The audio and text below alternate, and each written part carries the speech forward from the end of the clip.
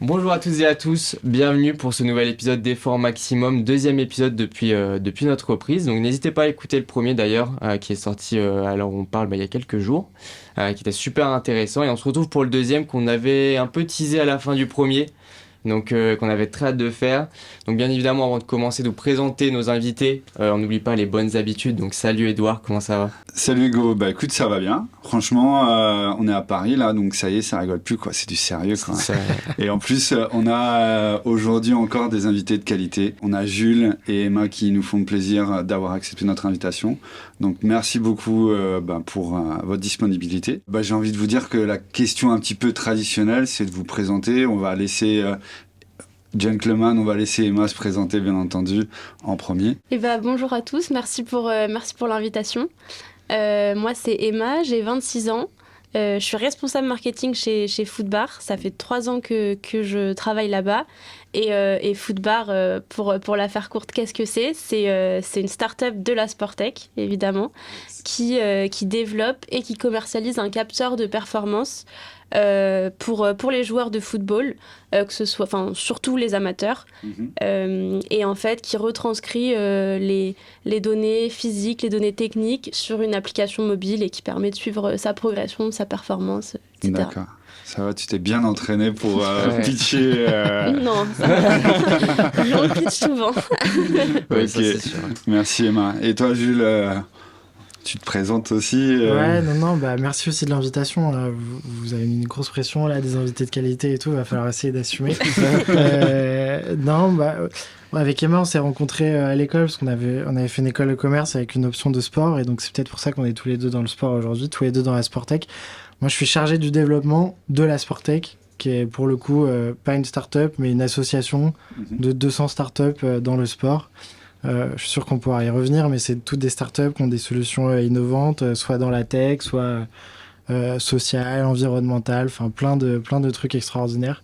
Donc j'ai la chance de vivre dans ce collectif et d'essayer d'animer ce collectif tous les jours. Donc en gros, tu visites plein de garages et tu vois plein de nouvelles startups pour savoir en fait en termes de vision comment va évoluer le monde du sport. Alors fort heureusement, c'est pas que des garages, hein. Il y en a quand même des superbes, des succès économiques de dingue. C'est la richesse du truc, c'est que si on dit chaque jour je vais aller voir une des entreprises du collectif, parfois c'est un garage où c'est 4 personnes, mais parfois c'est Sorar et c'est une des licornes françaises et c'est une entreprise incroyable. C'est un autre level. C'est plus un garage. C'est plus du tout un garage, c'est un très très beau garage, mais donc il y a tout le scope et c'est ça qui est trop bien, c'est d'avoir la diversité et que chacun apporte à l'autre toujours. Yes. En tout cas, merci Jules d'avoir accepté. Et puis on change pas les bonnes habitudes. La rubrique d'Edouard. Notre première rubrique, un peu l'échauffement, voilà, pour apprendre un peu plus à vous connaître et puis aussi poser quelques questions. Puis en plus, ça permet de se familiariser avec, je dirais, un peu tout cet univers. C'est un peu nouveau, on n'a pas trop l'habitude. Les micros, les caméras. Alors, moi, franchement, ça me va, mais derrière, je sais pas pour vous comment vous vous sentez. Ouais. L'idée, en fait, de la rubrique d'Edouard, j'ai une dizaine de questions. Okay. Vous choisissez, bien entendu, un chiffre entre 1 et 10. Une fois que vous avez choisi ce chiffre, vous pourrez plus le choisir après, bien entendu. Et vous aurez 3 questions chacun pour pouvoir briser la glace et apprendre un petit peu à mieux vous connaître. Comme je suis gentleman, est-ce que tu veux commencer, Emma, ou est-ce que tu veux laisser la main à Jules ? Tu peux, non, hein ? Je vais laisser la main à Jules cette fois-ci. Ok. Ça marche. Numéro 10. Numéro 10, t'as raison. Forcément. On est d'accord, Zidane, on a tous la référence. Ouais, il faut. Quelle erreur que tu as commis et qui t'a apporté en fait le plus, je dirais, de matière, d'apprentissage dans... Je dirais à la fois peut-être dans ta carrière professionnelle ou peut-être même dans ta vie depuis le début. Ah ouais, donc on va direct dedans. Numéro 10, c'est une question top. C'est une question syllabique. Ok. Non, très bien, on dirait une question d'entretien d'embauche. Mais ça me fait penser tout de suite à une précédente expérience. C'était un stage de 6 mois et c'était un peu l'inverse d'aujourd'hui. Aujourd'hui, moi, à la Sportec, mon métier, c'est un métier de réseau, c'est de parler aux gens, de comprendre ce qui se passe. Et en fait, dans ce précédent stage, moi je suis arrivé, j'avais un poste dans une équipe de 1 avec un manager direct. Et je me suis concentré sur mon travail et j'ai pas fait l'effort de savoir qui était autour de moi, j'ai pas fait assez l'effort de rencontrer les gens. Et donc, au bout de 6 mois, tu regardes en arrière et tu te dis, ok, trop bien, c'était génial comme métier, j'ai appris plein de trucs, techniquement, je suis devenu super fort mais, sur ce projet-là. Mais par contre, aujourd'hui, 1 an après, 2 ans après, qui est-ce que je connais encore? Si t'as pas fait l'effort de rencontrer tout le monde, de traîner après, bah, plus grand monde. Et donc, en fait, c'est marrant parce que je m'en suis rendu compte en terminant ça. Et là, aujourd'hui, je fais le métier qui est absolument inverse. C'est essayer de parler à un maximum de gens le maximum de temps. Donc je pense que l'apprentissage, il a été retenu. C'est de se dire, même si on est timide ou quoi, faut aller au-delà. Et dans une entreprise, on a le droit de parler aux gens d'un autre département. On a besoin de parler aux gens de l'autre côté de l'open space. Et il faut savoir le faire. Donc ça, je pense que c'est un truc que j'ai vraiment vécu dans les premiers stages, quoi. Ouais, donc du coup, pas s'enfermer dans sa mission et dans sa bulle et au contraire chercher plutôt à ouvrir, je dirais, son spectre. Ok. Merci Jules pour cette réponse. Emma, quel est le chiffre que tu as choisi? Choisis le 2. Ok, ça marche. Qu'est-ce qui t'a poussé à choisir cette voie actuellement en tant que responsable marketing chez Foodbar? Qu'est-ce qui m'a poussé? En fait, c'est un peu comme Jules, c'est que j'ai vécu l'expérience inverse avant. Je travaillais dans un grand groupe, dans une grande banque. Et honnêtement, c'était hyper intéressant, mais je sentais pas l'impact de ce que je faisais. Le travail au jour le jour, il était pas passionnant. Enfin, en tout cas, moi, il me passionnait pas. D'accord. Et donc, je me suis dit, qu'est-ce que ça fait si je fais l'extrême inverse? Je vais dans une petite structure pour voir comment ça se passe. Et aussi, je vais dans quelque chose de plus concret, dans le sport, qui a la finance, ça a un impact, mais qui a un impact peut-être encore plus positif sur les gens. Et apparemment, c'était le bon choix parce que ça fait 3 ans que j'y suis et que j'en suis pas partie, donc voilà. Donc ça veut dire que ton employeur, il peut être rassuré, t'es parti pour durer chez Foodbar? Oui, je pense. La question piège. Ouais. Toujours sans échauffement, vraiment. Hop là. Ok, c'est parti. Merci Emma. Prochain chiffre, Jules? Prochain numéro, supporter de l'OL, on va mettre un 8 comme Juninho. Ouais. Aïe, aïe, aïe. Quel est le moment? Vous l'avez compris, j'aime pas les gones. Un Marseillais, un gone à côté, ça fait un classico tout de suite. Je l'ai dit tout de suite dans le podcast, tu vois, comme ça on rentre dedans. On rentre dedans, ok, ça marche. Du coup, c'est la question, c'est quoi le moment le plus drôle ou inattendu que tu as eu dans ta carrière C'est vraiment, j'ai une image, c'est vraiment une photo qui reste gravée dans ma tête. C'était à Vivatech. Moi, ça faisait 1 mois que j'avais rejoint la Sportech. Ouais. Première mission, c'est tu dois organiser Vivatech. Il doit y avoir 25 entreprises du collectif qui viennent sur votre stand de la Sportech. Ok, trop bien, extraordinaire. Ça te permet de rentrer dans le vif, de directement parler aux boîtes, qu'est-ce qu'elles veulent, qui a envie, pourquoi, etc. Et parmi toutes celles qui viennent, on a une qui s'appelle Neo Experience. Neo Experience, c'est un mur de 4 mètres carrés sur lequel tu peux jouer à des jeux vidéo grâce à ton corps, grâce à des ballons. Tu lances le ballon sur le mur, ça interagit avec le jeu. Oui. C'est un peu comme la Wii, Oui. mais sans capteur. Enfin, c'est directement sur le mur, sur n'importe quel mur, t'as pas besoin de télé. Et bref, on nous dit que tel jour, il va y avoir une escorte de plein de députés, etc., qui vont venir sur tous les stands de la Sportech, essayer, voir toutes les entreprises et tout. Et donc vraiment, j'ai l'image, je suis là au bout d'1 mois de Sportech, t'as une dizaine de députés qui sont en train de lancer des ballons, se sauter dessus, tomber par terre, etc. et là, je me suis dit, mais dans quoi je suis? Mais qu'est-ce que c'est que ce truc? Et ça, c'était vraiment à mourir de rire. Ça, c'était très, très drôle comme moment. Surtout l'image, elle est assez dingue. D'accord, carrément, c'est clair que quand tu imagines... c'est le ce costard, la député cravate, avec, le machin, les dizaines d'attachés presse derrière et tout, et juste en train. Mais du coup, ils avaient apprécié l'expérience au final. Ils avaient apprécié s'ils étaient à l'expérience. fond dans ça, Ouais, exactement. C'est la preuve que tu rentres dedans, même si t'es dans un contexte public, un peu observé. Quand le produit est bon, au final, tu t'en fous. Bah oui, tu viens, quoi. c'est ça, tu t'es entraîné en fait dedans, et je trouve que ça c'est la magie aussi des activités sportives en fait, très très vite. Ce côté ludique amène en fait à sortir un petit peu, d'oublier, je dirais, sa casquette et de vraiment être là et d'être dans le game et à fond dedans, quoi. Moi je trouve que c'est génial. Il y a plusieurs entreprises comme ça, c'est dans la gamification, il y a Sporty Papers, Camus, c'est des entreprises où en fait tu utilises ton corps pour jouer à un jeu vidéo. D'accord. Que ce soit, là c'était avec l'intermédiaire de ballons que tu lances, parfois c'est des flèches en plastique que tu lances sur une cible, parfois tu joues carrément. Mais ça ressort le côté enfantin, et là tu vois que tu rentres tout de suite dedans, mais quand même tu te dépenses. Ah oui, totalement, ouais, c'est ça. C'est trop bien. Camoufle, c'est aussi avec un mur, non, je crois. Exactement. Ouais, j'avais regardé aussi, parce que c'était super cool comme projet, j'avais regardé ce qu'ils faisaient. Ouais. Mais yes. En tout cas, sacré coup de pub pour la boîte. Hein. Ouais. Je me plains de députés. Tous avec leur petit capteur. Il y a l'équipe de France des députés, faut y aller. Ouais, c'est clair. Bon, là, Je suis curieux de voir la data. Si. Je suis pas médisant, hein, faut pas croire. Ouais, puis tu vas être surpris. Hein. Oui, carrément, on peut avoir des bonnes surprises. Quand on voit notre président courir sur... je sais plus où est-ce que je l'ai vu courir, là, il faisait son jogging, je crois que c'était au Brésil pendant la COP. Copacabana, tranquille, la vie est belle. Hein. Exactement. Merci Jules. Prochain numéro. Le 4. Quelle est la plus grande leçon que tu as appris au cours de ta vie? Waouh. Là, c'est plus un entretien d'embauche, c'est vraiment ma psy. Et, Waouh. Faut plus du tout appeler ça la séquence échauffement, Non. par contre. Ah ouais. La séquence trauma. C'est la séquence saut dans le vide.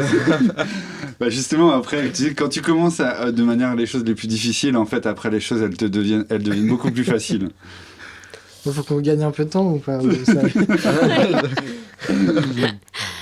La plus grande leçon, je pense que c'est qu'il faut s'écouter, il faut pas avoir peur de changer de voie. Parce que je trouve que quand on est en fin de lycée, on n'a aucune idée du monde professionnel qu'il y a après. Et donc c'est là où il faut intervenir pour faire découvrir les métiers avant.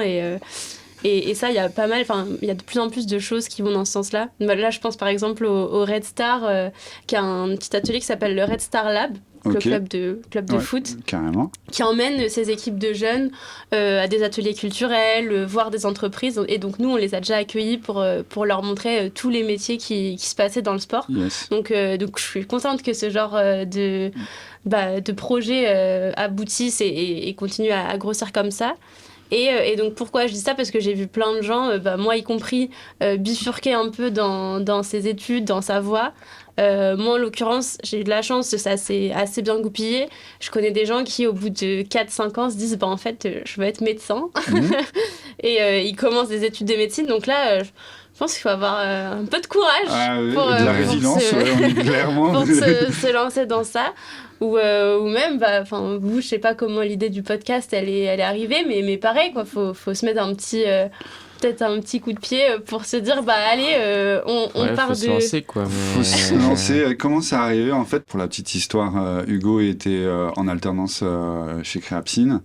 Et au fur et à mesure des missions, moi j'aime bien en fait justement donner un petit peu cette latitude à mes alternants, de leur donner un projet sur lequel ils ont envie de travailler, qui sort un petit peu des missions et du cadre qui est proposé. Okay.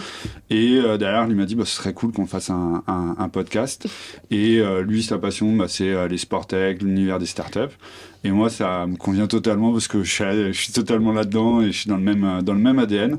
Et la connexion, elle s'est fait comme ça simplement. Et effectivement, je te rejoins. En fait, c'est qu'on soit entrepreneur ou qu'on soit juste étudiant, jeune lycéen, sortir du bac et tout.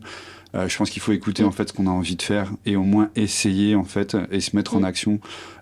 Et même si on se trompe en fait, le fait de se tromper en fait fait avancer les choses plutôt que l'inverse en fait de rester avec des regrets. Ouais, c'est ça. Les regrets, il y a rien de pire. Donc même après le lycée, parce que nous en soi on n'a pas un énorme écart d'âge. Moi j'ai 22 ans donc ça fait 4 ans d'écart. Et encore aujourd'hui, moi j'aime bien tenter plein de trucs, mais je sais qu'il y a plein de gens, que ce soit dans ma classe et tout, qui savent pas forcément vers où aller.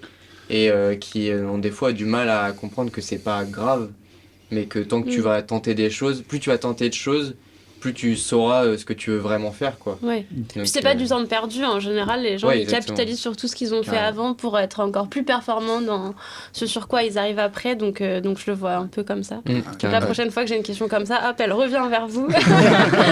Bah, franchement, la réponse, elle est ouf, quoi. Elle est nickel, quoi. Il n'y a rien à dire. Donc, merci pour cette réponse. À toi, Jules. Numéro 1. Numéro 1, ok. Quelle est l'expérience la plus marquante de ton parcours? Bah, quand même un moment, je sais pas si c'est la plus marquante, mais un moment qu'on a vécu il y a 3 semaines, qui était assez dingue. C'est qu'on a été reçu à l'Elysée avec la Sportec. Yes. C'est quand même du très haut niveau. Là, tout de suite, t'as un peu de pression. Et en fait, donc, nous, on y va avec les 10 membres du bureau du collectif. Ok. Donc, en gros, c'est 10 entrepreneurs qui sont élus chaque année pour piloter la stratégie de l'association. Et donc, on est reçu à l'Elysée par 3 conseillers, des conseillers sport, économie, etc. Et là, quand même, tu te dis que ce que tu fais peut être entendu à un très haut niveau, que t'es considéré parce qu'on est reçu 2 heures sur chaque sujet qu'on amène. On rebondit, on nous challenge. Ouais. Et ce qui est assez dingue, c'est que moi, je suis plutôt spectateur dans un moment comme ça, mais tu vois qu'il y a un très haut niveau parce que les 10 entrepreneurs, ils sont tous hyper calés dans leur domaine d'expertise particulière. Et quand ils me pointent un sujet du doigt, le sujet, c'est pas une totale découverte. C'est des gens en face qui sont au courant, qui te répondent. Il y a un intérêt, quoi. Il y a un intérêt, mais surtout, ils y ont déjà réfléchi. Alors, parfois, la solution, personne la connaît. Parfois, on la connaît, mais elle est trop difficile à mettre en place. Néanmoins, mais bref, dans tous les cas, pour moi, en tant que jeune, plutôt junior, quand on se rend compte qu'on est à un endroit dans une association, mais qu'on a un métier qui nous permet d'aller dans ces endroits-là, c'est assez dingue et c'est assez marquant aussi. Je confirme. Je confirme, tout le monde n'a pas la chance d'aller à l'Elysée. C'est quand même assez ouf. Moi, je sais que j'ai pas d'expérience aussi impressionnante, mais pour avoir travaillé dans les grands groupes, dans les grandes structures, dans les grands groupes du CAC 40, c'est vrai que tout de suite quand on a alors moi c'était à une échelle différente, mais j'ai organisé un événement à Prague où derrière tu as tous les grands groupes du CAC 40, les assureurs grand risque qui se réunissent en fait autour d'un congrès. Et toi, tu as la responsabilité d'organiser ça, en fait. Les mecs sont là. Quand on parle d'assurance grand risque, on parle d'assurer des grands risques. C'est pas juste la voiture du coin. C'est assez ouf. Et je comprends à un degré différent, bien entendu, parce que c'est un parallèle avec l'assurance. Mais derrière, c'est vrai que ces rencontres à grands enjeux, en fait, avec ces personnes-là, et moi je l'ai fait quand j'étais relativement jeune, c'est hyper riche en termes d'apprentissage, et je m'en souviens encore. Donc tu vois, c'est... En face de toi, on te met un niveau assez dingue, et donc de compréhension, de connaissance, de rapidité d'esprit, et donc tu te dis ok, là je vois le niveau vers lequel il faut aller.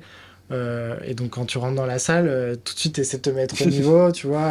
Bon, ça arrive pas tout de suite, mais quand même, c'est en étant le plus possible dans ces endroits-là, avec des gens de haut niveau que je pense tu peux toi aussi y arriver petit à petit. Donc faut essayer toujours de trouver des interlocuteurs tous les jours de grande qualité pour se mettre à leur niveau. C'est comme ça que je le vois en fait. Ouais. Puis tu es en contact avec ces 10 chefs d'entreprise. J'ai cette chance. Donc c'est vrai que c'est un vrai accélérateur. Et rappelons, du coup, le sujet du rendez-vous, c'était de discuter. Il y avait un sujet... C'est confidentiel. Ouais, c'est ce que j'allais dire. Est-ce que c'est confidentiel? Mais peut-être juste le sujet, c'était de discuter au global de l'univers sport, où c'était vraiment... Si je finis ma phrase, il y a une balle qui va être partie. Non, en fait, nous, en tant que collectif, on est un représentant des 200 entreprises. Ouais. Et donc, notre mission, c'est de porter la voix des startups auprès des institutions. Okay. En partie, c'est une des missions fondamentales du collectif. Et donc, en amont, on a recensé auprès des boîtes du collectif quels sont les sujets qu'eux aimeraient porter. Okay. Nous, on a préparé des sujets importants, des combats à mener, des endroits où on pense qu'il y a un vrai trou dans la raquette. Et donc, on arrive, on s'exprime, on dit, voilà, qui on est, ce qu'on fait au quotidien. Nous, on pense que ça va pas. Parfois, on a des solutions à proposer. parfois on n'en a pas, on dit juste on pense que c'est important de noter que là il y a un problème. Et en face, on te répond cette solution-là, on y a déjà pensé, c'est pas possible. Cette solution-là, ah pourquoi pas.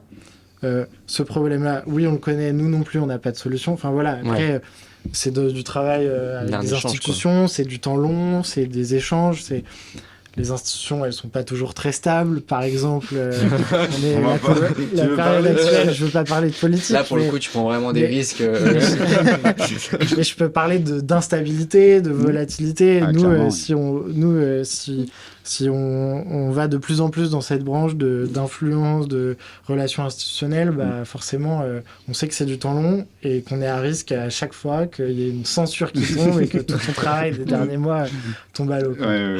Comme le budget, quoi.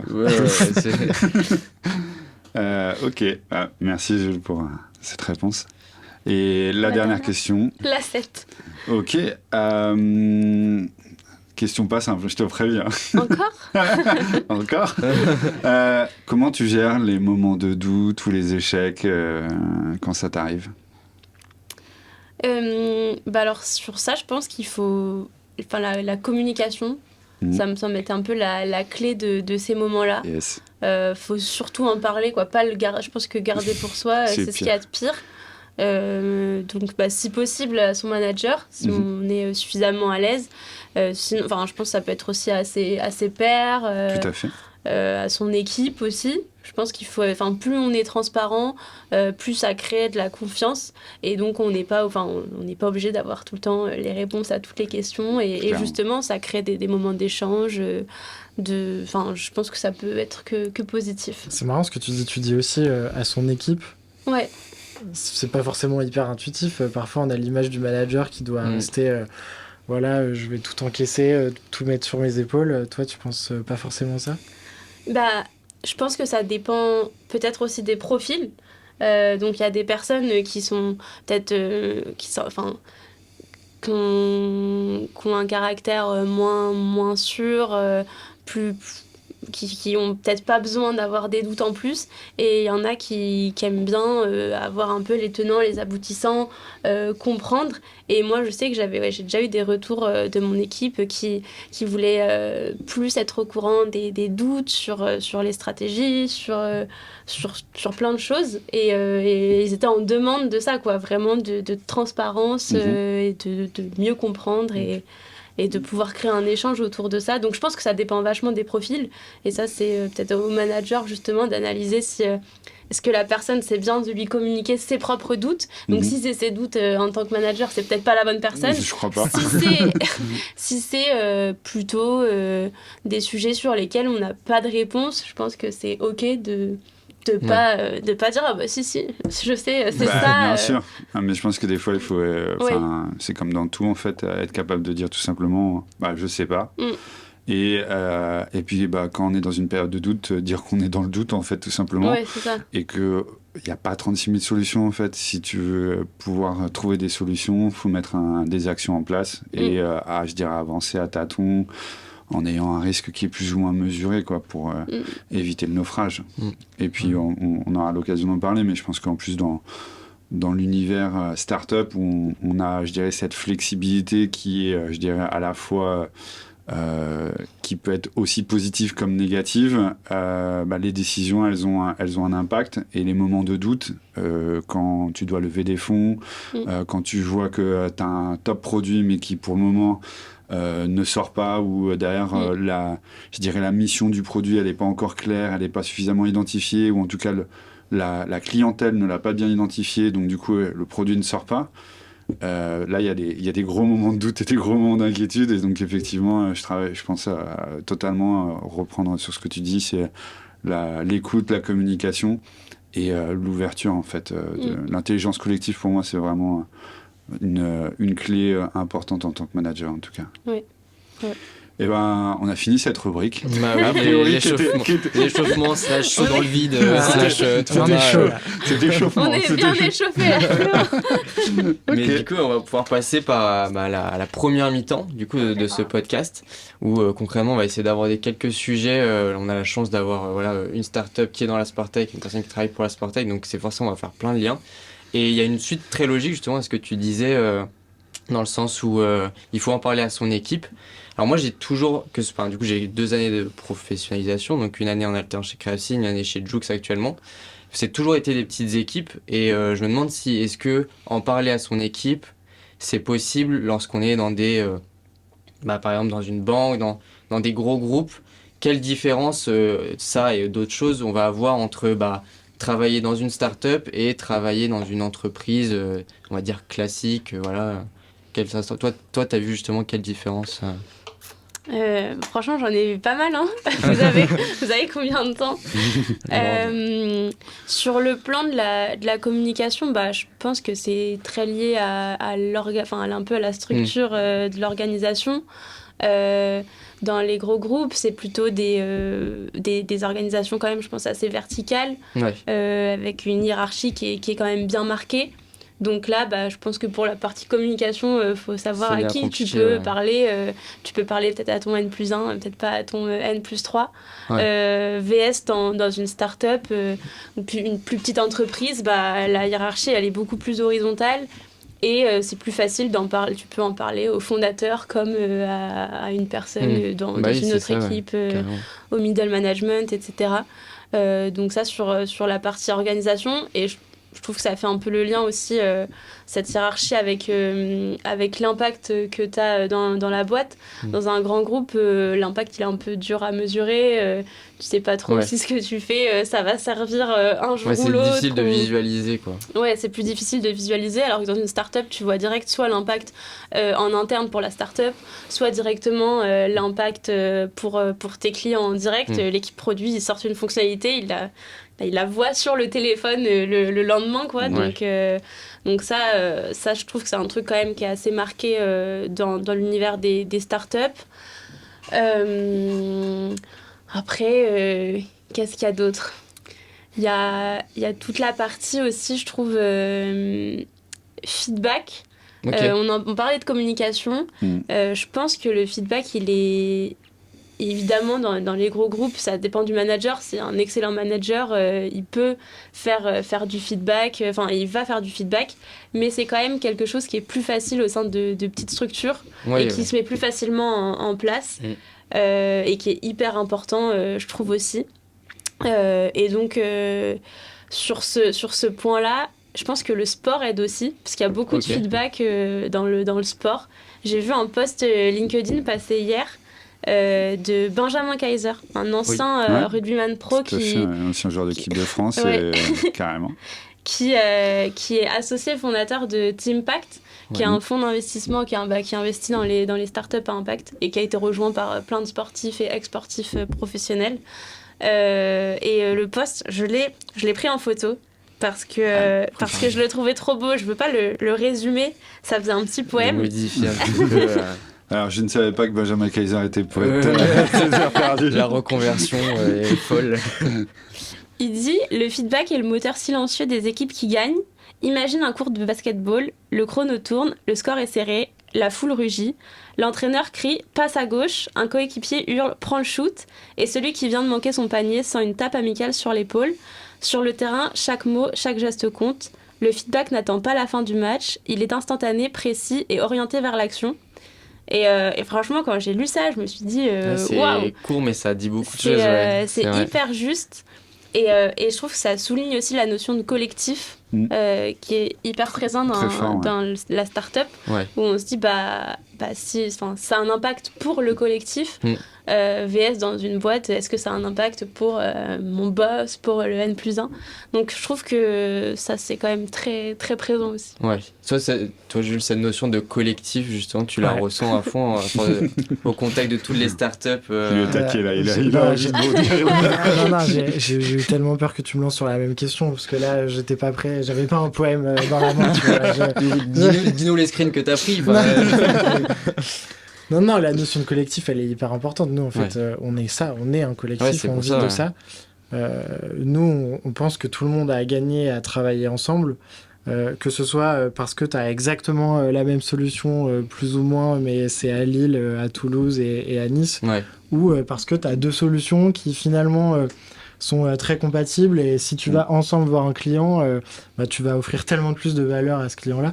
Donc nous, on veut être un collectif de startups qui travaillent ensemble et qui vraiment mutualisent leurs efforts. Ok. Donc c'est clairement la nature de pourquoi la Sportec existe aujourd'hui. Ouais, c'est d'avoir créé la Sportec pour plutôt mobiliser les armes que juste avoir une association et avoir plein d'entreprises différentes. Il y a une vraie entraide entre les... Je pense qu'il y a 5 ans, quand ils étaient 3 fondateurs tech parisiens autour d'une pizza devant un match de foot, c'était d'abord de créer un réseau. Sauf qu'au fur et à mesure, tu grossis, tu te structures, tu réfléchis à pourquoi tu existes, quel est ton but.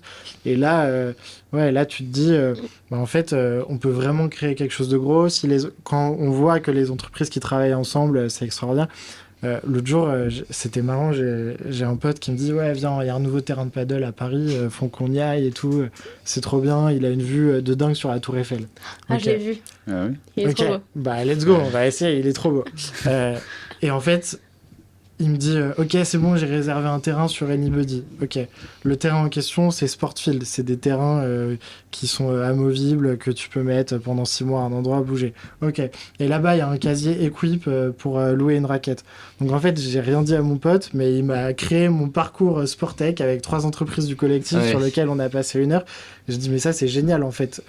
La Sportec, eux ils sont assez intelligents pour le faire sans nous, mais si nous on peut parfois être le catalyseur de collaboration comme ça, et en fait let's go, c'est vraiment l'objectif du collectif et on est trop content de le voir. Et donc là quand c'est même pas moi qui l'ai forcé, c'est un pote qui me l'a mis en face de moi, j'ai dit mais c'est extraordinaire. C'est extraordinaire. Et donc on en voit de plus en plus des collaborations et on est trop content et c'est l'objectif du collectif. T'as un réseau pour mettre en relation les gens, c'est aussi pour qu'ils travaillent ensemble. Par contre, tu as parlé des fondateurs de la Sportec devant un match avec des pizzas.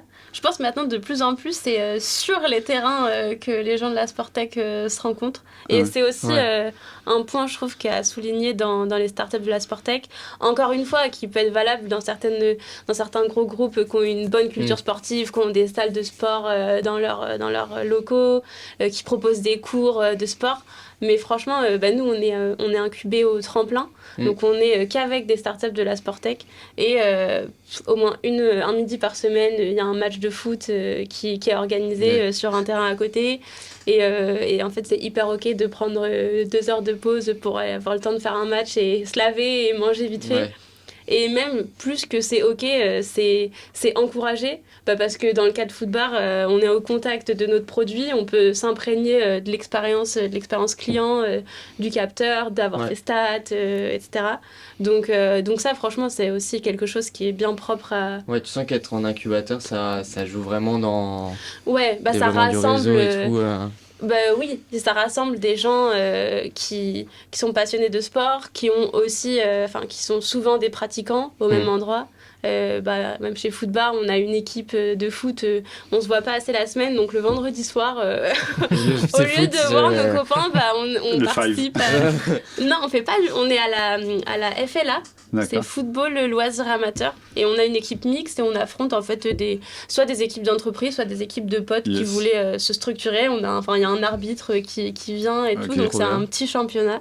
C'est du sérieux, faut pas juste dire c'est un five. Non, c'est pas un five. Et justement, tu vas te faire déchirer là.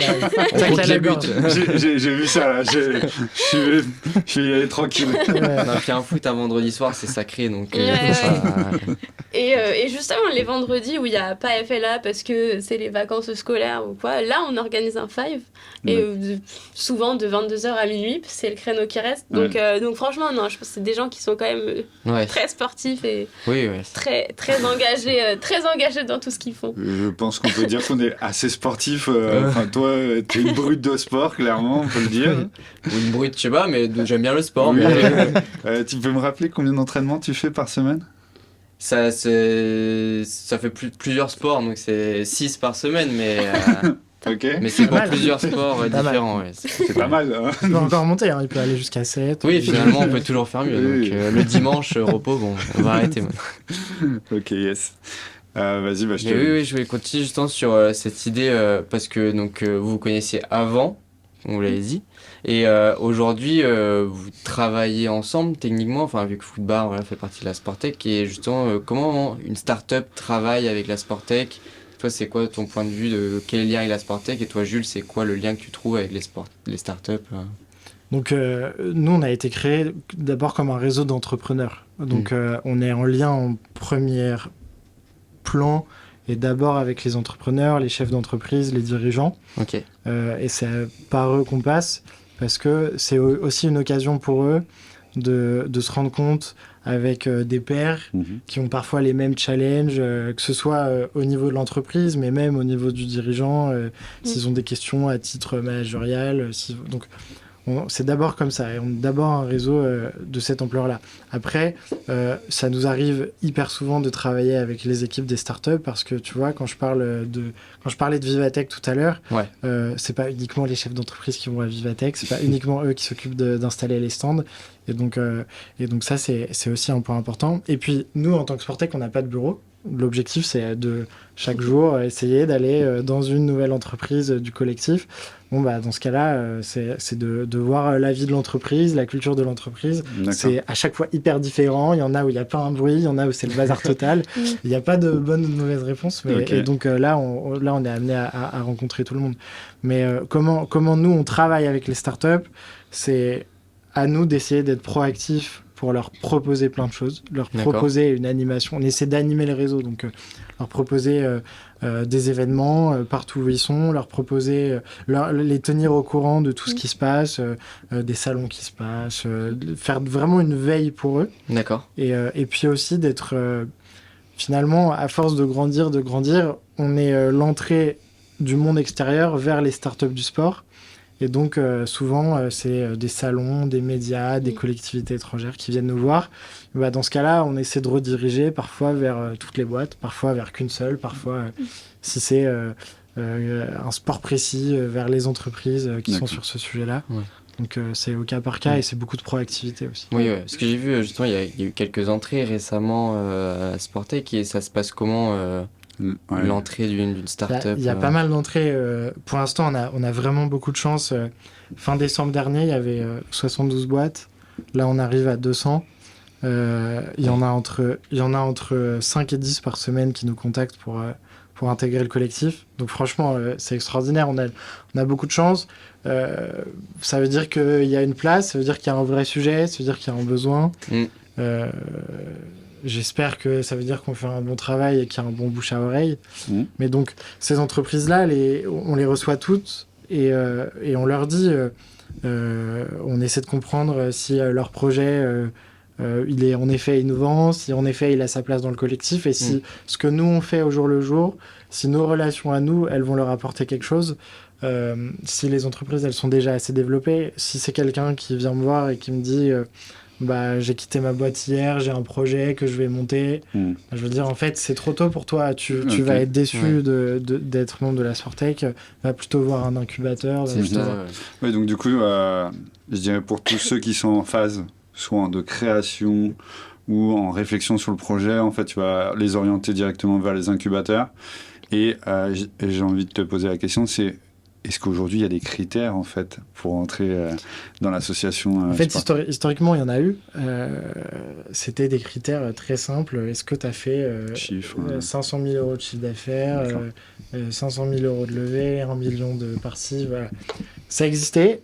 Puis parfois, des entreprises, elles viennent te voir, elles te disent, nous, en fait, on a créé une application, on l'a mis entièrement gratuit juste pour faire de l'acquisition d'utilisateurs. Là, on a 200 000 utilisateurs. D'accord. Bon, en fait, t'es pertinent, t'as toute ta place dans le collectif. Donc, en fait, on a tué ces critères. On s'est aussi dit que notre message en permanence, que j'ai déjà dit 10 fois là aujourd'hui, c'est s'ouvrir, c'est créer une communauté, c'est partager ensemble. Et donc en fait, les entreprises en amorçage, elles ont peut-être autant à gagner, voire plus que les autres à faire partie de cette communauté. Donc il faut s'ouvrir, donc on s'ouvre. Par contre, un bon marqueur, c'est est-ce que tu as déjà lancé une commercialisation ou pas. Si c'est pas le cas, c'est peut-être un peu tôt et tu seras déçu. Et un incubateur pourra t'apporter plus de choses parce qu'un incubateur, c'est des gens qui sont là au quotidien, c'est un espace où justement tu rencontres tous les jours d'autres entreprises. Donc il y a peut-être plus de choses tirer pour toi. Mais on peut être dans un incubateur et aussi Carrément, au sein de la Sportec. il y en a plein. Comme, Il y en a plein qui font ça. Et après l'incubateur, ça arrive très vite de passer à la Sportec. Ouais. C'est juste en termes d'ordre chronologique. Ouais. Tu estimes aujourd'hui, on va dire grosso modo, mais là tu me dis il y a aujourd'hui 200 entreprises en fait dans l'association. Sur ce marché, je dirais, Sportec, à ton avis, il y a combien d'entreprises? On a 450. C'est un travail qu'on a fait, évidemment, qu'on connaît très bien. Ok. Il y a 400 startups du sport en France qui sont recensées, qu'on a réussi à trouver. Comme je le disais, ça part du garage. Toi, tu faisais la blague tout à l'heure, jusqu'à des grosses comme Solar. On va vite arriver à représenter quasiment tout le monde. Là, on arrive globalement à la moitié. Et donc c'est trop bien. On est passé de 72 à 200 là cette année. D'accord. Donc on est trop content. L'année prochaine. Je ne veux pas dire que l'année prochaine on va avoir l'objectif 100% des boîtes, mais 99. Laisse un petit pourcent. Allez. Non, mais l'année prochaine, si on est 300, ce serait bien. Ok, ça marche. De toute façon, plus il y en a, mieux c'est au final. On se revoit dans un an alors. Plus il y en a, mieux c'est, dans le sens où plus il y en a, plus tu as de chance quand tu envoies un message. Est-ce que vous connaissez telle personne? Est-ce que vous avez un avis sur tel sujet? Est-ce que vous pouvez m'aider sur tel point? Plus il y en a, plus tu as de chance d'avoir une réponse. Donc à partir de là, plus il y en a, mieux c'est. Mais au-delà d'en avoir un nombre, c'est quand même de garder une structure cohérente, que les entreprises ensemble, elles se ressemblent, elles partagent des choses. Parce que si on se dit on ouvre et qu'après elles ne partagent plus rien, en fait, tu n'as plus de raison d'être. Donc sur les 5 à 10 qui nous contactent chaque semaine, il n'y en a que entre 1 et 2 qu'on accepte, justement pour pas dénaturer l'association et garder toute cette cohérence et être sûr que les entreprises qui viennent, on va réussir à leur apporter la valeur qu'elles viennent chercher. Ok. Et du coup, par rapport à toi qui es dans une Sportec, est-ce que toi tu vois en fait comment ça se passe aujourd'hui quand tu fais partie de ce collectif? Est-ce que tu vois un peu une différence avant, après? Franchement, nous, on voit passer. Alors, comme il disait, de base, c'est plutôt pour mettre en relation les fondateurs. Après, c'est quand même très ouvert. Ils ont une bonne communication en plus sur LinkedIn. On essaie. Vous pourrez aller voir. Ça fait plaisir. Et donc, tout le monde peut s'inscrire. Donc, au final, il n'y a pas que les fondateurs au final qui viennent aux événements, qui parlent à des gens du même métier ou du même secteur d'activité. Et je dirais que nous, on est aussi en contact peut-être plutôt sur la partie appel à projet. Par exemple, cet été, il y avait l'appel à projet du MEDEF pour faire partie du Club France, avoir un petit stand pour présenter sa start-up à toutes les personnes qui viennent au Club France. Donc ça fait quand même toute la terre, parce que pas mal de monde. Carrément. Et donc, c'est là où, comme il a dit, on va plus être en relation, pas forcément qu'avec le fondateur, mais avec les équipes en charge de cet appel à projet, de la mise en place. Pareil pour Vivatech, j'y suis aussi, je fais partie des gens qui y allaient. Donc moi, c'est plutôt dans ce sens-là que je suis en relation avec la Sportec. En tant qu'employé d'une entreprise de la Sportec. Ok.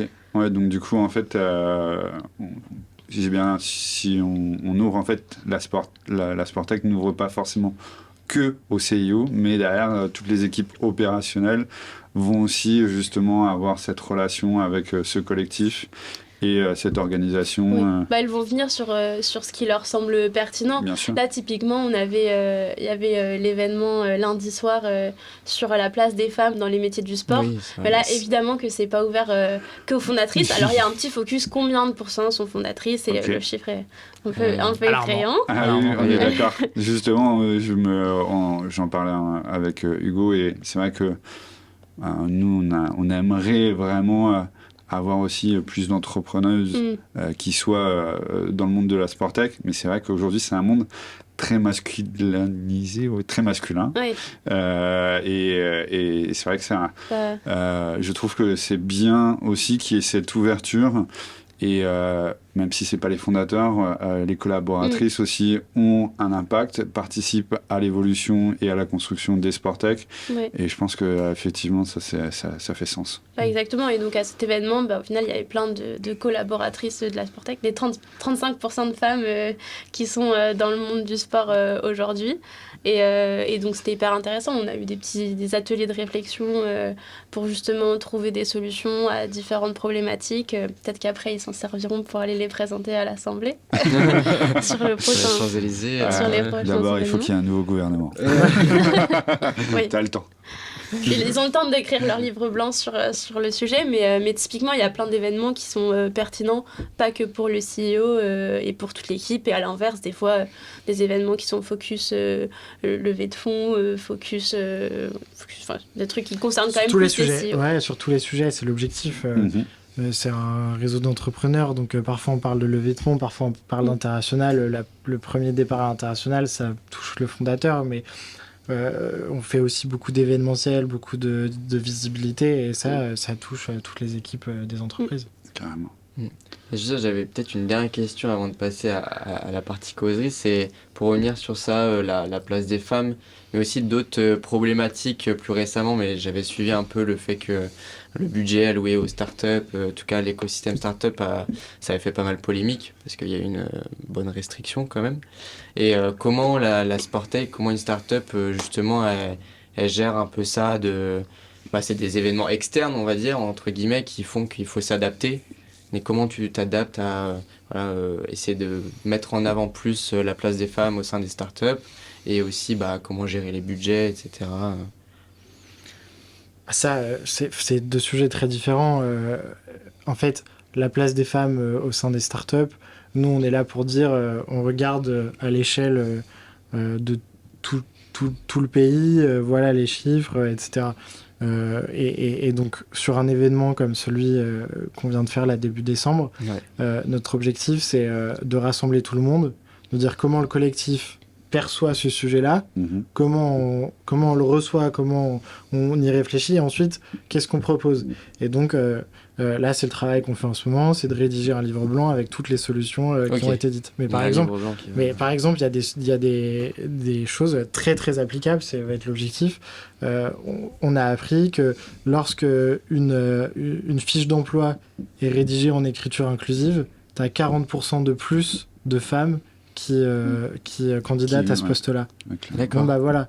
Et en fait, on va essayer de trouver un maximum de leviers sur lesquels les entreprises elles peuvent agir, et donc des leviers qu'elles peuvent activer pour corriger ces sujets-là. Donc ça, tu vois, c'est sur le sujet de la place des femmes dont je parlais. Sur un autre sujet, c'est comment est-ce que les entreprises réagissent à un budget différenciant, on tue le crédit impôt recherche, voilà. Ouais. En fait, l'entreprise, la fondatrice, le fondateur, la start-up où vous êtes 6, 10, ils n'ont pas le temps de réfléchir à ça, ils doivent faire leurs produits, ils doivent vendre, c'est pas leur sujet.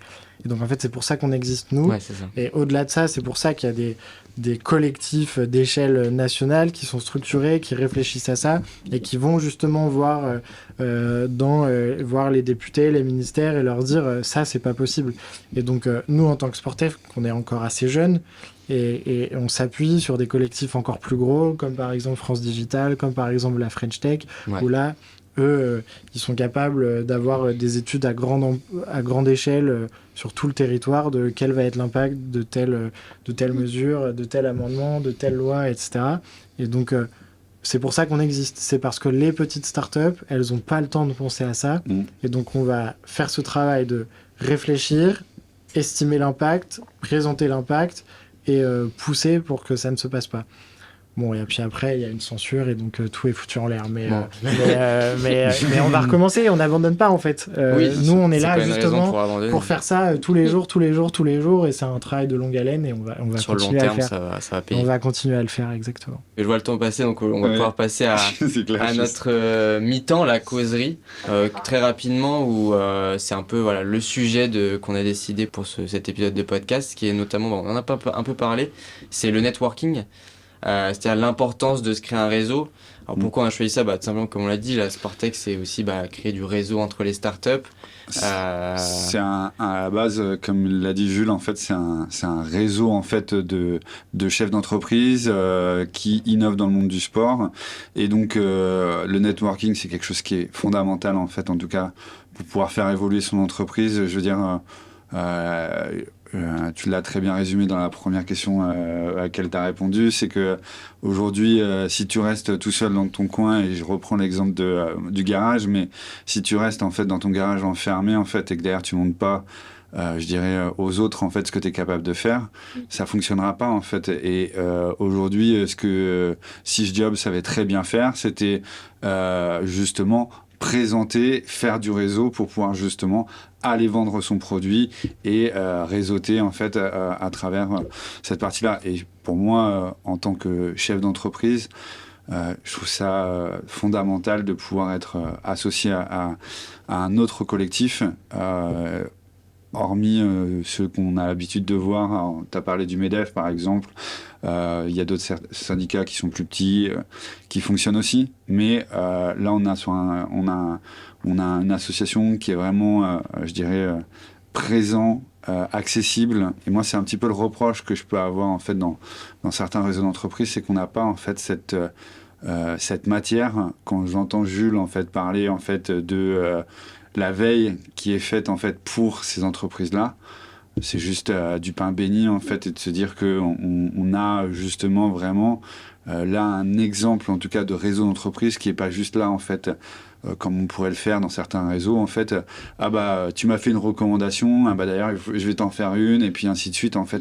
Là on n'est absolument pas du tout là-dedans en fait. On est vraiment dans une intelligence collective où derrière on veut faire avancer nos idées et tous à la même échelle, et on s'entraide les uns les autres. Donc cette causerie pour moi elle est vraiment importante, et je trouvais vraiment important de pouvoir justement partager, je dirais aussi bien toi, mais aussi pour toi par exemple, comme sur des événements de cette semaine, de lundi, de permettre de voir en fait d'autres collaboratrices, d'échanger dans d'autres sujets, ou même des homologues sur la partie marketing. Je pense que c'est quelque chose qui est riche. Oui, exactement. L'idée de pouvoir échanger avec ses homologues, de pouvoir se partager les bonnes pratiques, les bons prestataires aussi. C'est tout bête, mais on s'entraide vachement là-dessus.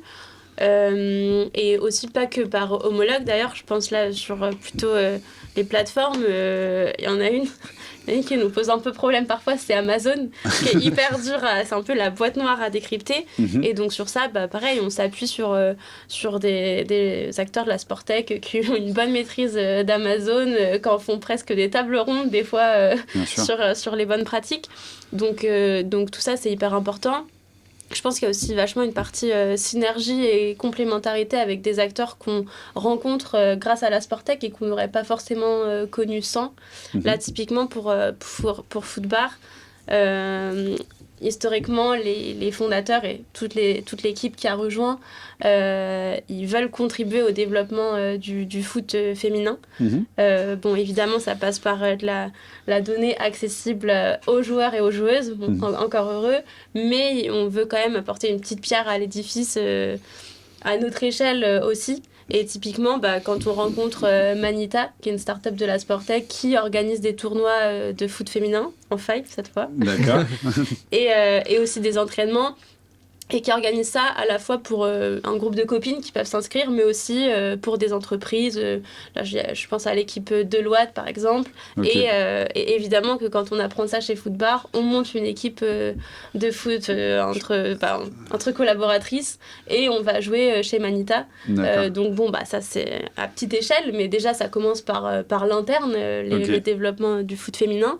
Et je pense aussi à la même chose pour Alké, qui est une marque d'équipements sportifs et donc d'équipements de foot qui vont s'adapter à la morphologie féminine. Alors, ils ont aussi une gamme pour hommes. Et donc, c'est pour ça que quand on a besoin de maillots pour une raison ou pour une autre, on essaye de se fournir chez Alké pour contribuer à faire vivre un peu faire vivre, et aussi parce que on récompense à la fois nos joueurs et nos joueuses, donc autant que nos joueuses elles aient aussi un maillot de foot adapté. Surtout quand c'est aussi bien fait, parce que ça marche vraiment bien en plus, ce qu'ils font et tout.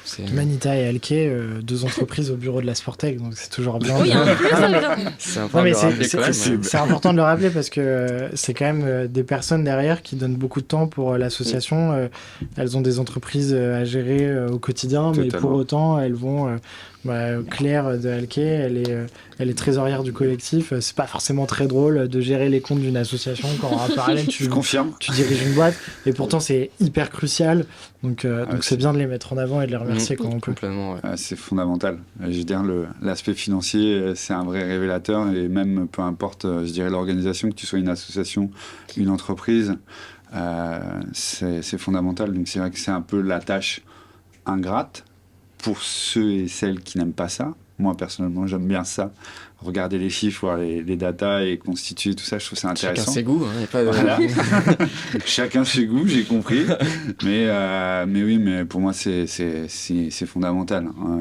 C'est ce qui permet aussi de voir les perspectives de développement. Et heureusement, en fait, la force du collectif, c'est que chacun a des talents, des compétences, et on va tous les mettre au service, en fait, d'une même mission, et ça, c'est la force du réseau. Tu veux rajouter quelque chose, Jules ? Non, si on veut parler de la force du réseau, moi j'ai vu un chiffre récemment qui m'a assez marqué, c'est 70% des métiers sont trouvés par son réseau et pas par une offre d'emploi. Et je me suis dit, mais 70, mais c'est gigantesque, c'est pas possible, on en voit tellement des offres d'emploi. Puis je me suis dit, ok, je vais regarder mes 3 derniers jobs. Et en fait, sur les 3 derniers jobs, il y en a 2 où c'est le cas. Donc j'ai fait, 2 tiers, en fait, c'est ça. Et ça m'a marqué, mais finalement, on penche derrière, c'est pas forcément faux, parce que l'offre d'emploi, elle vient au moment où on a déjà un besoin qui est clair, il y a un trou, mais finalement, quand on recrute, c'est aussi parce qu'on a vu une opportunité, la bonne personne, on a vu une personne hyper talentueuse, on s'est dit, attends, faut absolument que je lui trouve une place. Et donc, c'est un des exemples pour lequel faire du réseau peut être hyper intéressant. Après, ça peut être aussi ingrat, c'est long, parfois on sait pas pourquoi, on est là dans des événements, des petits fours, on sait pas trop qu'est-ce qui se passe, c'est dur d'arriver dans une salle où on connaît personne, de se dire comment je vais faire du réseau, mais ça vient en avançant, on s'y habitue, faut le faire, puis ça fonctionne, et t'es jamais à l'abri de tomber sur la bonne personne au bon moment, c'est surtout ça.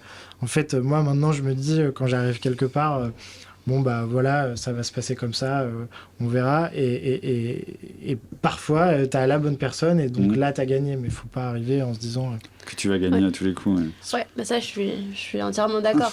Je pense qu'il faut c'est sûr que ça prend de l'énergie. Comme disait Jules, c'est pas hyper simple. Quand t'es introverti, un peu timide, tu te dis, faut se motiver à y aller, mais en fait, c'est comme ça que tu trouves des opportunités. Alors, il y a des événements où peut-être tu auras des conversations intéressantes, mais pas de méga opportunités pour ta boîte. Et à l'inverse, il y en a d'autres où, là, par exemple, je pense à Footbar, un événement organisé par la Sportec, qui est le petit déj annuel avec Amaury Média. C'est pas payé, on n'a rien fait, c'est pas préparé d'avant. Et donc, c'est à ce petit déj qu'on rencontre les bons interlocuteurs côté Amaury Média, qui nous disent, mais attendez, en fait, ce que vous faites, c'est trop bien, on peut faire un partenariat avec le Ballon d'Or, ça fait le pont entre les footballeurs amateurs qui n'ont pas accès à leur stade jusque-là, et VS les pros qui ont sur notre site un mur de statistiques avec toutes leurs stats, les buts, la puissance de frappe, etc. Et donc, il faut qu'on monte quelque chose. Quelques semaines après, on se revoit autour d'un vrai rendez-vous où on arrive avec des idées, avec des propositions, où on fait ensemble le tri. Et puis, 4 mois après, on est partenaire du Ballon d'Or en 2023.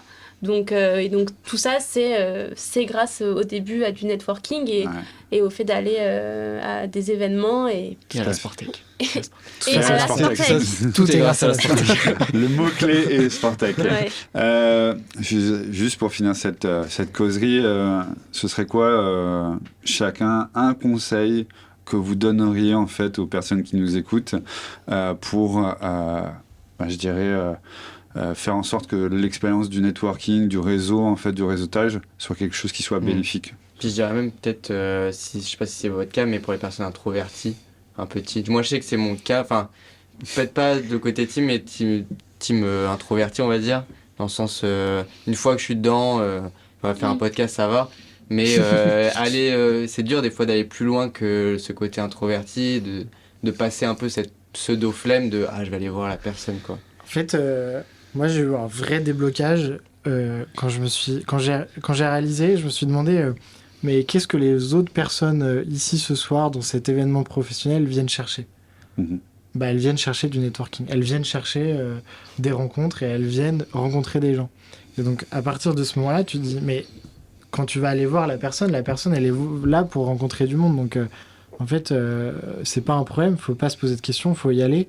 La personne sera sûrement même contente que quelqu'un vienne la voir parce que finalement, tout le monde est pareil. Tout le monde ressort d'un networking en se disant j'aurais pu parler à une personne de plus. Machin. Je crois que j'avais reconnu son visage là-bas. J'ai pas osé. Hein. Mais donc, tout le monde est là pour rencontrer du monde. Donc, une fois qu'on arrive à se débloquer, et se dire ok je passe le pas, j'y vais, et puis une fois de temps en temps je prends une porte, c'est pas grave, on remonte, on repart, et voilà. Donc ça c'est un vrai déblocage à prendre, à se dire pourquoi la personne en face de moi est là, pour rencontrer du monde aussi. Ok. Et toi Emma, est-ce que tu as un conseil Moi ce qui m'a un peu aidé, c'est justement quand tu arrives à avoir un peu la liste des invités, de regarder en fonction du parcours des personnes, celles avec qui tu peux avoir des sujets faciles, pour éviter ce moment aussi qui peut être gênant de juste j'arrive avec mon verre et on commence à parler. Je trouve que ça, le fait de dire je t'ai déjà je t'ai vu, je sais que tu fais ça, est-ce que tu peux m'en parler, amorce, voilà, de préparer la petite amorce. Je trouve que ça introduit bien le truc, et puis après ça se fait naturellement, il y a d'autres gens qui arrivent et c'est plus facile de naviguer dans l'événement. Mais moi, je trouve que la petite amorce, ça peut aider. Carrément. Puis il y a le concept des 3 personnes aussi. Tu connais souvent une personne quand tu vas quelque part. Tu lui demandes est-ce que tu peux me présenter à 3 personnes? Ça marche dans un événement, mais ça marche aussi dans la vie chez toi, où tu vois quelqu'un et tu lui demandes est-ce que tu peux me donner 3 personnes que je peux contacter de ta part? Carrément. En fait, si tu fais ça, le 3 x 3 x 3 x 3, tu connais toute la France après. Donc, donc ça marche bien aussi si tu commences petit, et voilà, les uns après les autres. C'est un excellent conseil parce que alors, je l'utilise dans un autre contexte, plus dans la dimension commerciale, parce que la recommandation, le bouche-oreille, c'est quelque chose qui est hyper puissant. Et en fait, dans le networking, c'est exactement la même chose en fait. De demander 3 personnes auprès de qui je pourrais venir de ta part, ou une personne vers qui je pourrais être recommandé, tout de suite en fait on sait que et il y a des chiffres qui le montrent, 70%, entre 70 et 80%, je dirais, du travail est déjà fait, et donc la vente, ou du moins la relation, la connexion va se faire et va amener en fait à aboutir soit éventuellement à une affaire, à du business, ou derrière à une autre alternative. Et ça, je trouve que c'est la magie en fait du networking. Et je trouve qu'effectivement, d'avoir ce concept-là, de parler d'avoir 3 personnes, présente-moi 3 personnes, et d'aller chercher, ou de se dire tout simplement, ok, mon objectif c'est de rencontrer 3 personnes en fait autour de cet événement, pour que derrière ces 3 personnes puissent me recommander 3 autres personnes. Et donc du coup, ça peut être le point de départ intéressant. Complètement. Bon, merci pour tous ces conseils, en tout cas. Je pense que ça va être très utile pour beaucoup de gens. Ça va résonner sûrement, ça c'est sûr. Notre humble échelle. On est aussi encore dans ce jeu-là. On est encore au début à essayer aussi on n'arrête jamais de faire notre place. Totalement. Bien sûr. Donc super, on va pouvoir passer à notre deuxième mi-temps. On approche de la fin. La deuxième mi-temps, alors c'est quoi? C'est simplement qu'on a l'habitude de recueillir des questions d'auditeurs ou auditrices. Et là, étant donné que c'est un épisode assez spécial, on a essayé de recueillir des questions de précédents invités en fait. Donc j'ai notamment une question de Farid El Baraka, donc qui est le CEO d'Epic, et qui m'a demandé tout simplement c'est quoi l'impact que vous avez ressenti des JO en fait pour votre activité. Donc peut-être Emma, si tu veux commencer, est-ce que vous avez ressenti un gros impact? Alors pour Foodbar, les JO sur l'activité directe, ça a pas forcément eu d'impact. D'accord. Parce que le foot, il est présent tout le temps. J'ai envie de dire que l'Euro, juste avant, il avait presque eu un plus gros impact que les JO, parce qu'on a pu aller se lancer un peu en Allemagne, et ça a bien pris. Les JO, c'est plutôt sur sur l'ambiance globale autour du sport, ou peut-être qu'il y a un petit intérêt supplémentaire sur l'été qui est une période un peu creuse, où en général on est un peu à l'intersaison et donc l'utilisation du capteur et de nos utilisateurs va un petit peu baisser, ils sont en vacances et tout. Là je dirais que ça a peut-être eu un impact sur ça, les gens sont plus restés à Paris, ça donne envie de voir tous ces sportifs, ça donne envie de faire du sport, donc ça a plutôt eu un impact sur la fréquence d'utilisation et sur le fait de maintenir une activité en été plutôt qu'un énorme impact business. Ok, très bien. Et toi, de ton côté, Jules, avec la Sportec ? Je pense que l'impact business, quelques boîtes l'ont eu. T'as du Kinomaps, United Heroes qui sont directement impliqués sur le marathon connecté. Il y a 500 000 coureurs partout dans le monde qui le font. Bon, bah là, il y a un vrai impact business pour eux. Par contre, à l'échelle des 200 boîtes, loin de là, tout le monde a eu un impact business. Néanmoins, à la fois pour la Sportec, et je pense que c'est le cas pour tout l'écosystème, les gens ont parlé de sport, le sport a été mis en lumière, nous on a été contactés un nombre de fois incalculable par des médias pour justement parler des boîtes du collectif, on essaie de le faire un maximum, et ça c'est génial. Ça vraiment, on a ressenti l'effet JO hyper fort, ça se calme pas d'un coup, ça continue encore, la vague est assez bonne. La vague est assez bonne, ça a été aussi porté par la grande cause nationale. La grande cause nationale 2024 qui était bouge 30 minutes par jour. Donc ça, c'était aussi très positif. C'est surtout être au centre de l'attention. Les gens réalisent que le sport, c'est vraiment un vecteur positif pour la société.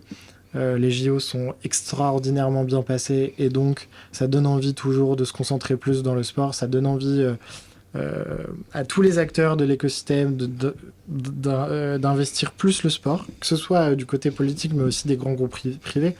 LVMH, finalement les JO c'était presque un de leurs premiers et plus gros investissements dans le sport. Maintenant ils sont 10 ans avec la Formule 1, maintenant un titre individuel, la famille Arnaud et dans le Paris FC. Là c'est génial de voir des grands acteurs économiques qui se disent donc les JO étaient une porte d'entrée, j'ai compris ce que ça peut donner, et donc maintenant je vais y aller. Et donc au-delà de l'impact de 2 semaines, où parfois c'était du cash intéressant pour certaines boîtes, mais c'était jamais transformatif, peut-être qu'on peut profiter de cette vague-là pour vraiment avoir un impact transformatif sur la durée. Ok, très bien. Ok, moi j'ai une autre question. Toi qui es dans les coulisses des Sportec. Je sens qu'il est en PLS, là. Il est déjà en panique. Non, mais t'as la voix douce, t'es un peu en mode coulisses ASMR. T'as peur. Quelle est la prochaine licorne de la Sportec? Non, en fait, on a eu une superbe annonce il y a 3 semaines. Gymlib, qui est une boîte connue. Gymlib, c'est pour avoir un pass dans quasiment n'importe quelle salle de sport qui est cofinancé, voire financé entièrement par ton entreprise, a fusionné avec une boîte allemande qui s'appelle eGym. Ils ont levé 180 millions d'euros, ça fait 2 unicornes ensemble. Bon, en plus de Sora, on peut dire que maintenant on a une licorne et demie, on va dire. Donc ça, c'est une superbe nouvelle. Franchement, des pépites, tu me mets tellement... c'est horrible pour moi. Parce que si je dis A, B, C, D, E, on va m'en vouloir. Il y en a plein, il faut suivre sur nos réseaux. On publie généralement les nouveaux membres. Faut aller les fouiller. Il y a franchement des super boîtes. Que ce soit dans l'IA, que ce soit... aussi dans l'impact sur le sport santé, le sport entreprise, il y a vraiment des magnifiques projets. Et donc il y en a des belles qui arrivent. Et là, tu vois, il y a une question qui me vient. En fait, tu parles justement le phénomène Sportec sur le rayonnement international. Est-ce que c'est quelque chose que vous suivez? Est-ce que c'est quelque chose que vous analysez aujourd'hui? Est-ce qu'il y a un continent, un pays qui va être plus... pionnier, en tout cas? Tu veux le verre à moitié plein ou à moitié vide? Moi, je veux le verre à moitié plein. Le verre à moitié plein, c'est que la France, en 2023, a fait plus 25% de levée de fonds, alors que le reste du monde a fait moins 75% dans le sport. Ça, je sais. Le verre à moitié plein, c'est que on est peut-être le 2e collectif le plus identifié et structuré au monde, derrière les Australiens, qui sont extraordinaires. Le verre à moitié plein, c'est que nous, on voit les boîtes du collectif qui sont assez dingues. Cette année, on va exploser les records de levée de fonds parce qu'il y a eu des super projets de partout. Et quand je dis qu'on explose les records, c'est pas uniquement avec une licorne à la Sorare, c'est parce qu'il y a plein de projets partout en France, dans toutes les villes qui se lèvent. C'est à Lille, c'est à Chambéry, c'est vraiment partout en France, c'est génial. Donc ça, c'est le verre à moitié plein qui est extraordinaire, où on est trop content et on sent vraiment la dynamique. Yes. Notamment en Europe, où il n'y a aucun autre pays avec une structure de start-up qui existe.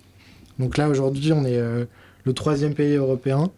On a clairement l'ambition d'être le premier en termes de levée de fonds et ensuite de nombre d'entreprises et ensuite de rentabilité. Vraiment, c'est quelque chose sur lequel on va. Après, on a sur un autre continent qui s'appelle l'Amérique du Nord, là, il y a un mastodonte où quand en France, on lève sur les 4 dernières années 1 milliard d'euros, ils en lèvent 16. Ils font des licornes à tout va, des entreprises extraordinaires à tout va. Donc il y a encore du boulot, mais c'est aussi un bon exemple à suivre de voir un pays comme l'Australie où le sport représente 11% des investissements, c'est plus gros que la FinTech, il y a 700 entreprises alors qu'il y a 3 fois moins d'habitants que chez nous. On voit que la marge de progression elle est encore bonne, on voit que la tendance qui se lève elle est pas près de s'arrêter, on a vraiment de quoi faire, donc le verre est plus qu'à moitié plein, il est à 2 doigts de déborder en ce moment. Ok. Et je vais laisser le mot de la fin, la question finale pour Emma, t'inquiète pas. C'est quoi la Sportec qui, toi, c'est quoi le coup de cœur, ton coup de cœur en termes de Sportec que tu as vu depuis le temps que là, ça fait 3 ans que tu es dans le, je dirais un petit peu dedans. Alors après, tu peux en avoir plusieurs. Tu peux dire football. Tu peux dire football et rester corporate. Mais si on devait sortir de football, est-ce que il y a d'autres... C'est trop dur ça aussi. T'es moins à risque que moi. Ils vont moins t'en vouloir. Je suis obligée de dire un coup de cœur Manita, vu qu'on y est presque tous les jeudis soirs, c'est le plus logique. Franchement. Donc, vous voulez que je rappelle ce que c'est ou c'est bon? Non, on s'en souvient. Ok, ça marche. Ok, super. Et Camille qui est responsable mixité justement au sein du bureau de la Sportec. Camille Amar qui est la fondatrice de Manita. Ok. Et elle, sa compétence au jour le jour, c'est de féminiser le football. Et donc elle dit on va aussi féminiser la Sportec et c'est trop bien de l'avoir avec nous parce que justement le 2 décembre il y avait cet événement extraordinaire, le livre blanc de tout ce qu'on va proposer va sortir et nous on est un collectif qui se nourrit d'entrepreneuses extraordinaires comme Camille de Manita et de toutes les autres entreprises du collectif. Yes. Écoute, j'ai l'impression qu'on arrive à la fin de cet épisode. Merci Jules et Emma d'avoir répondu à ces questions, d'avoir sauté dans le vide dès le départ. Grave. Mais surtout d'avoir donné autant d'informations, de conseils. C'était un épisode super riche, je pense qu'on pourrait encore parler très longtemps. Oui. On a déjà parlé pas mal de temps, donc exactement. Voilà. C'est clair qu'on a bien parlé. En tout cas, merci beaucoup pour votre partage. Franchement, c'était très agréable. Et vous revenez quand vous voulez, on se donne rendez-vous dans 1 an, Jules, avec pour le passage des 300. C'est noté. Peut-être dans 6 mois. Peut-être dans 6 mois. Enregistré. Peut-être dans 6 mois. Écoute, si tu veux, on peut se dire dans 6 mois. On se fait un WhatsApp, on se fait une visio et avec grand plaisir. Voilà. En tout cas, merci beaucoup d'avoir pris le temps aujourd'hui avec nous et j'espère que ça donne envie, en tout cas, à d'autres aussi, je dirais, personnes de la Sportec, de venir à notre micro. J'espère que pour vous, c'est bien passé et qu'on est vraiment à l'écoute, en fait, de pouvoir justement partager ce qui est fait par la Sportec et on est hâte d'en découvrir d'autres. Non mais c'est génial parce que dans la Sportec c'est 200 entreprises, c'est aussi 500 fondateurs qui ont tous des histoires de dingue, bien plus dingue que la mienne, je sais pas si tu diras bien plus dingue que la tienne, mais c'est des gens qui ont des expériences de fou, vous en avez déjà interviewé quelques-uns, et d'avoir des gens comme vous qui leur donnent une tribune, qui leur permettent de s'exprimer et qui permettent justement à une audience de découvrir toutes ces histoires, tout ce contenu, c'est extraordinaire, donc merci de l'invitation, c'est génial d'être là, c'est un peu humble, peut-être limite un syndrome de l'imposteur par rapport à d'autres entrepreneurs, mais Mais trop cool, donc merci de nous avoir reçus. Avec grand plaisir. Merci beaucoup. Voilà, merci à tous et puis n'hésitez pas à faire vos retours sur l'épisode et puis on vous dit à la prochaine. Salut.